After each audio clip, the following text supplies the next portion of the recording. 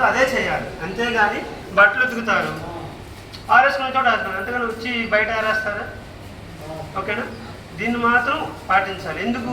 ఇది మన ఇల్లు కన్నా గుడి లాంటిదని భావన ఉండాలి మనందరికీ. బయట హాస్పిటల్లో ఎంతెంత అమౌంట్ ఛార్జ్ చేస్తున్నారు. ఏం లేకపోయినా చిన్న నొప్పి అని వెళ్తే నీకు ఆ రోగం వచ్చింది, ఈ రోగం వచ్చింది, ఆ స్కాన్ చేయాలి, ఈ స్కాన్ చేయాలి అని చెప్పి చేసుకుంటున్నారా? మరి మనలాంటి వాళ్ళు అంత పే చేయగలమా?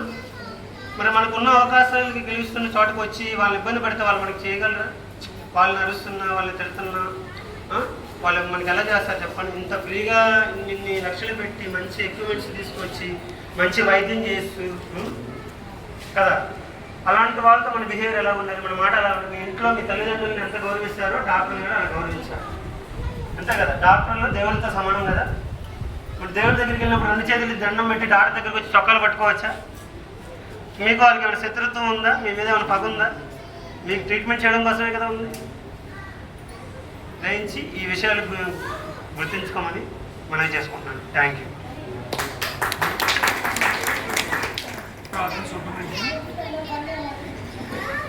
ఆసుపత్రి ఆలయము, రోగులే దేవుళ్ళు, సేవే కర్తవ్యం. ఈ స్లోగన్తో ముందుకెళ్తున్నాం. దయచేసి అర్థం చేసుకోండి. మీ ఊళ్ళలో కూడా చెప్పండి. బయటికి వెళ్ళాం, ఈ ఆసుపత్రిలో సౌకర్యాలు అన్నీ మెరుగుపరుస్తున్నారు. ఆసుపత్రిలో ప్రతి చోట కూడా మనకి ఇబ్బంది లేకుండా చూస్తున్నారు. కాబట్టి మనం ఈ ఆసుపత్రికి వెళ్దాము. బయటకు వెళ్ళి మనకున్న 4 రూపాయలు పోగొట్టుకోకూడదు.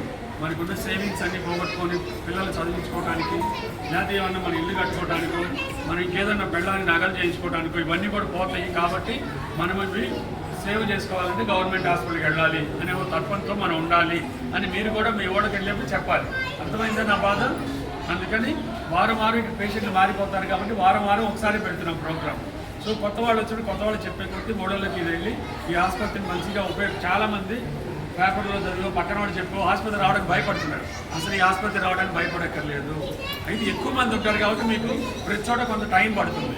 డాక్టర్లుగా ఎవరు ఆలస్యం చేయరు, డాక్టర్లుగా ఎవరు మీకు డిలే చేయాలనుకోరు. ఇక్కడ చాలామంది రాబట్టి నీకు ప్రతి చోట లైన్ ఉంటుంది, క్యూ ఉంటుంది. మనము ఫ్రీ అనే చోట క్యూ ఉంటుంది. దానికి ఆ సహనం ఉండాలి మీకు. మీరు చెరువు దగ్గరికి పోయి చెరువు మీద అలిగితే ఎవరికి నష్టం? మీకే నష్టం. చెరువుకి అసలు నష్టమే ఉండదు.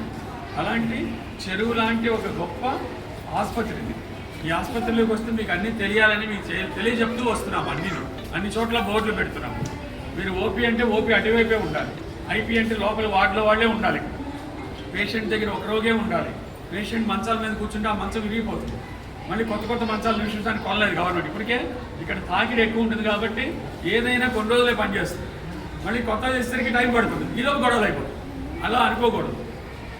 ప్రతి చోట కొంచెం సహనంతో ఉంటే ప్రతి చోట విజిలెన్స్ ఉంటుంది, ప్రతి చోట పై అధికారి ఉంటాడు. ఇక్కడ అంతమంది అధికారులు ఎక్కడ ఏ ప్రాబ్లం వచ్చినా వెంటనే స్టార్ట్అవుట్ చేయడానికి, ఆ ప్రాబ్లం తీర్చడానికి చూస్తూనే ఉంటాం. ఆ 2-3 రోజులు డిలేకి కొంతమంది దీన్ని పెట్టి వీడియోలు పెట్టేసి గందరగోళం చేస్తారు. దానివల్ల ఏం ఉపయోగం ఉంటుంది? ఆసుపత్రిని భూతంగా చూపించి ఇంకొక పేదవాడు లోపలికి రాలేడు. అవన్నీ నమ్మద్దు. అర్థమైందా? ఈ ఆసుపత్రి ఎప్పుడూ మంచిగా చూస్తుంది.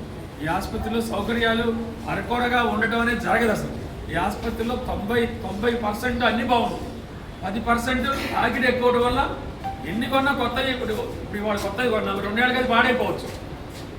ఆ కొత్త తెచ్చిలో 10 రోజులు టైం పట్టవచ్చు. ఈ సహనం ఉండాలి. దానికి అరేంజ్మెంట్ చేస్తాం. ప్రతి చోట అరేంజ్మెంట్ చేస్తాం మీకోసం. ఇక్కడ ప్రతిదీ 4-5 ఉంటాయి, ఒకటి కాదు 4-5 ఉంటాయి. ఎందుకంటే ఎక్కువ మంది జనాలు వస్తారని తెలుసు మాకు, గవర్నమెంట్కి కూడా తెలుసు. అంత గొప్ప ఆసుపత్రి. ఈ గొప్ప ఆసుపత్రి గొప్ప మనసుతోటి ఉన్నది. మనసు పెట్టి పనిచేస్తున్నాం అందరూ. మీరు కూడా మంచి మనసుతో ఉండండి. బయట పరిశుభ్రత అని చెప్పారు కదా ఇప్పుడు మన యోగా టీచర్స్. లోపలి పరిశుభ్రత కూడా చాలా ఇంపార్టెంట్. లోపలి పరిశుభ్రత అంటే మనసు ప్రశాంతంగా ఉంచుకోవటం, మంచిగా ఆలోచించడం, డాక్టర్లతో నర్సులతో ఇక్కడ ఉన్న సిబ్బందితో గౌరవంగా మాట్లాడటం. మీకు కూడా గౌరవం ఇస్తాం మేము. మీరంటే ఎంతో ప్రేమ మాకు. మీ అబ్బాయి ఇక్కడికి వస్తే మా అబ్బాయి అవుతాడు, మీ తల్లి ఇక్కడికి వస్తే మా తల్లి అవుతుంది. అంటే మీ కుటుంబ సభ్యులు మా కుటుంబ సభ్యులు అవుతారు. మీరు అపనమ్మకంతో ఉండద్దు, అభద్రతా భావంతో ఉండద్దు.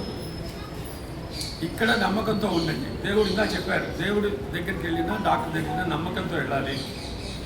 ఇదనే కాదా? అలాంటి భావంతో ఉండండి, మంచి మనసుతో ఉండండి. మేము కూడా మంచి మనసుతో ఇక్కడ పనిచేస్తున్నాం, మనసు పెట్టి పనిచేస్తాం. నమస్తే. వాటికి ఈ శుక్రవారం సెలవు. వచ్చే శుక్రవారం కలుద్దాం. ఈసారి మీకు ఒక గిఫ్ట్ కూడా తీసుకొస్తాను. ఈ 2 రోజులు నేను లేకపోవడం గిఫ్ట్ కూడా రాలేదు. Thank you. ఇక్కడే ఎవరు పెడదామని వీళ్ళు ఇక్కడే ఉంటారు మన దగ్గరే.